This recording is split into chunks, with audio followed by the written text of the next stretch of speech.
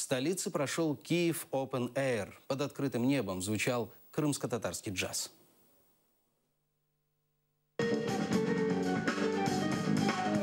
Крымско-татарский джаз в Мариинском парке звучит не впервые. Правда, слушатель ждет или гитарная импровизация Энвера Измайлова, или яркий голос Джамалы. На этот раз это клавиши Усейна Бекирова.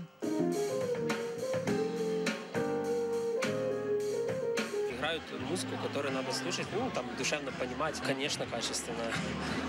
Если бы было некачественно, столько бы людей бы не пришло. Усейн прежде всего композитор. Как пианист отличается эмоциональной игрой.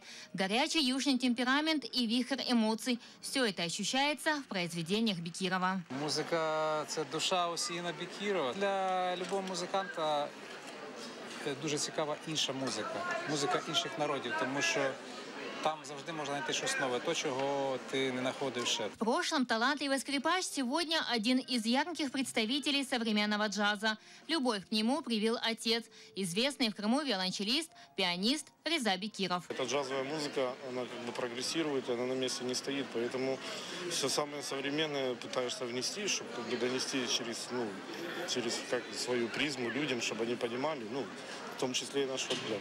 На концерт Бекирова пришел композитор из Крыма Джемиль Кариков. Его он знает с детства. Профессионально Усейн вырос. Он представляет крымско-татарскую музыку за границей. Это для нас большая честь.